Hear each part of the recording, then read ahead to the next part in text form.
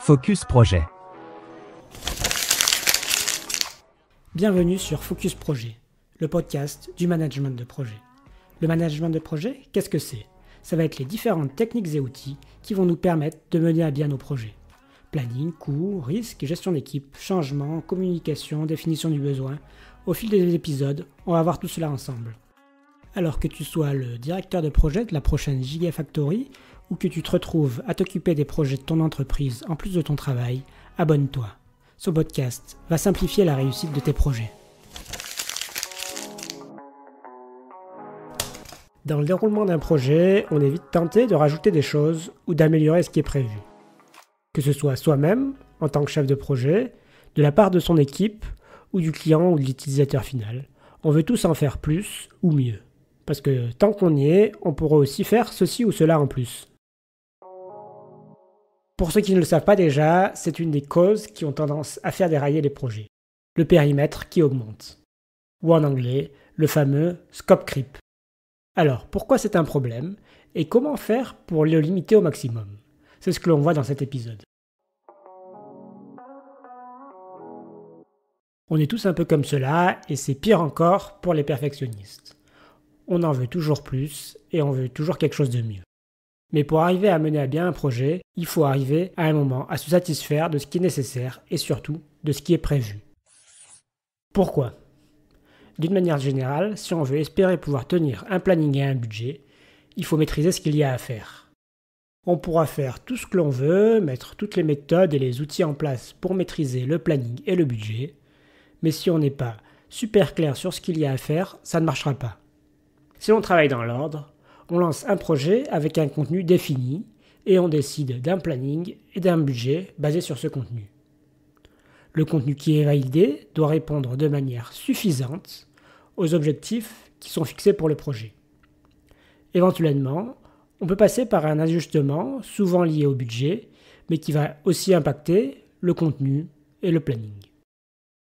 Si maintenant, entre le lancement et la fin du projet, on ajoute du contenu, même pour mieux répondre aux objectifs, il devient nettement plus difficile de tenir le budget et les délais.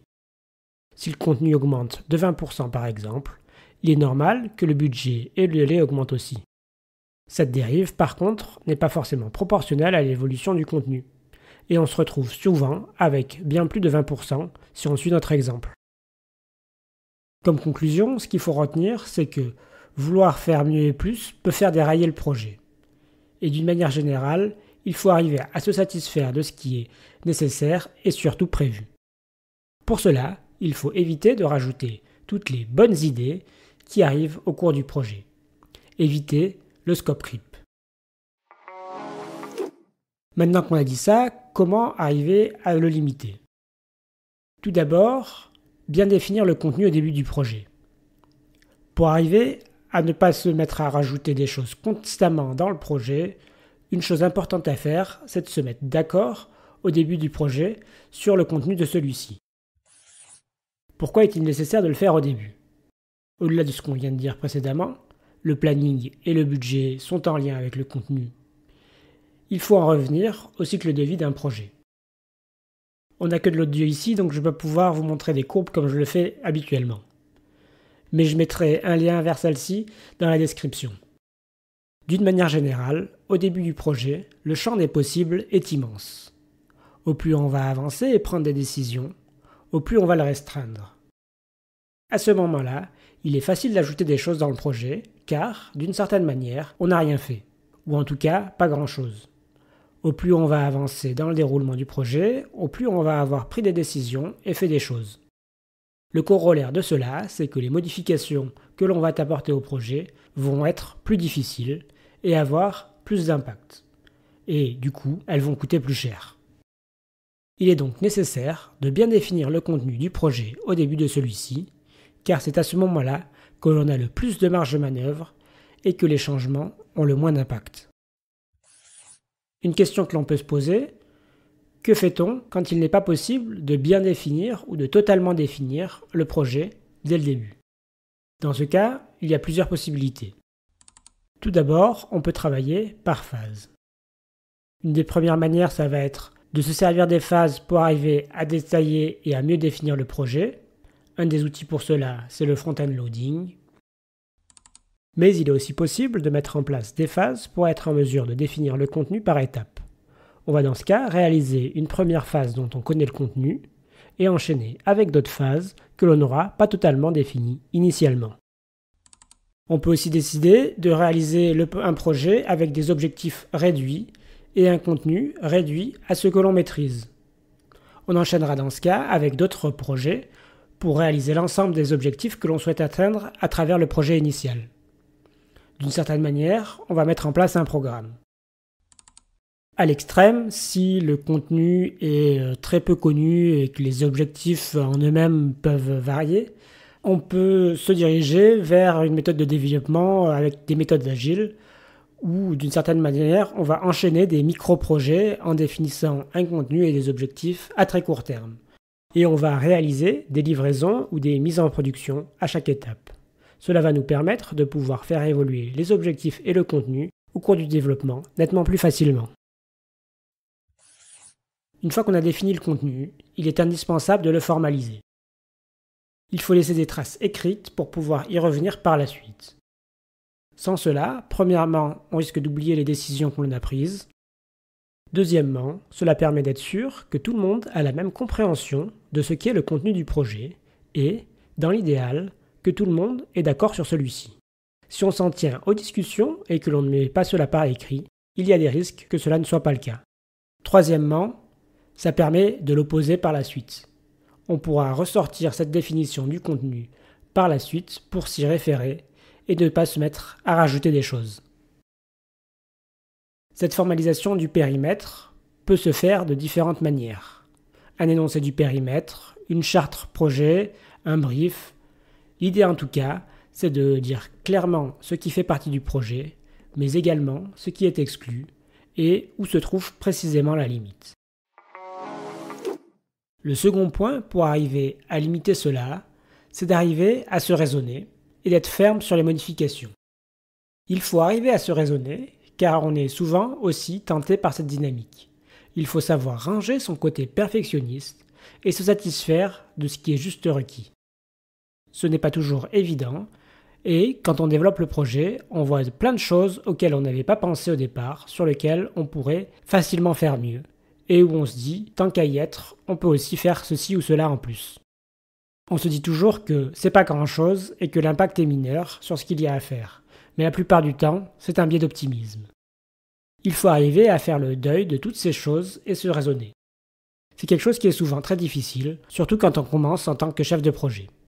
On l'acquiert généralement après quelques déconvenues. Il ne faut pas chercher à améliorer toujours les choses et retenir que le mieux est l'ennemi du bien. Malheureusement, se raisonner, même si c'est une première étape indispensable, ne va pas suffire.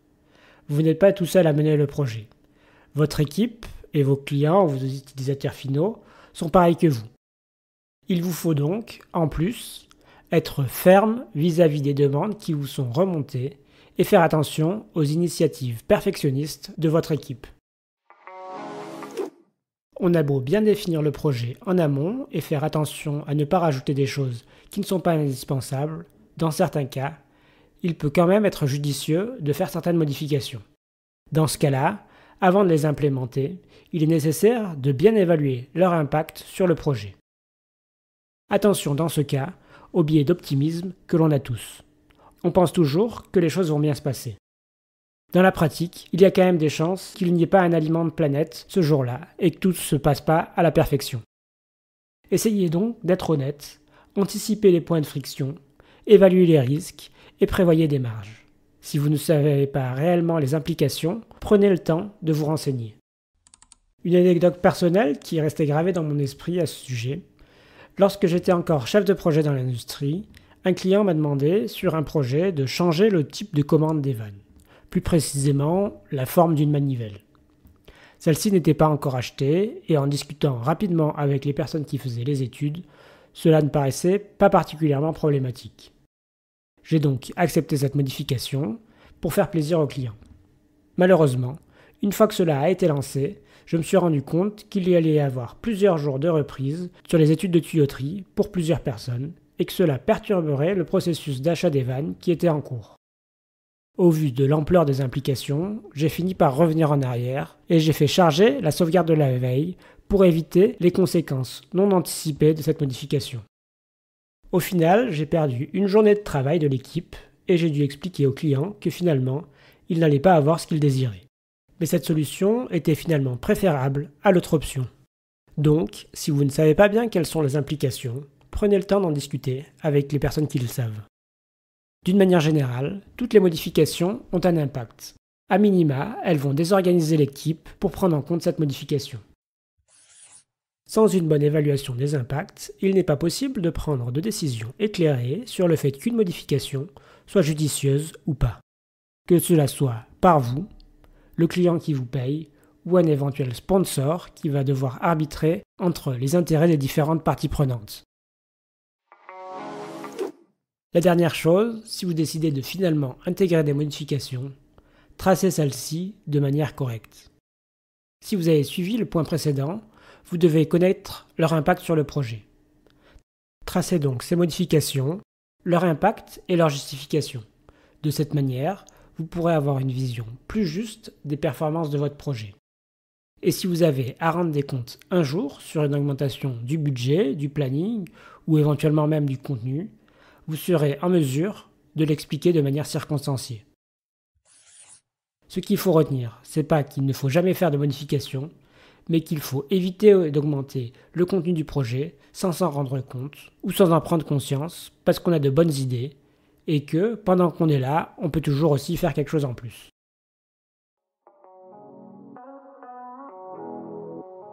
Pour conclure, résumons tout cela. Si l'on veut espérer tenir les objectifs du projet, notamment le planning et le budget, il est nécessaire de maîtriser le périmètre du projet, le scope. Il faut donc faire attention à ne pas charger la mule tout au long du projet. Pour cela, la première étape est de bien définir le contenu du projet au début et de le formaliser. Quand ce n'est pas possible, on peut travailler par phase, découper le projet en projets plus petits, dont on va mieux connaître le périmètre, ou adopter un mode de développement agile. Ensuite, il faut arriver d'abord à se discipliner et ranger son côté perfectionniste, et ensuite à discipliner son équipe et être ferme vis-à-vis des modifications.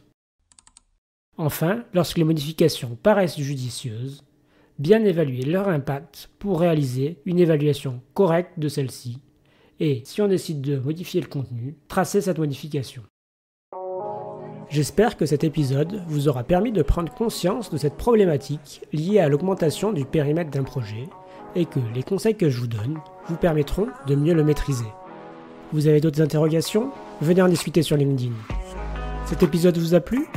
N'hésitez pas à le partager avec les personnes auxquelles vous avez pensé en l'écoutant. Et n'oubliez pas de vous abonner. À bientôt sur Focus Projet.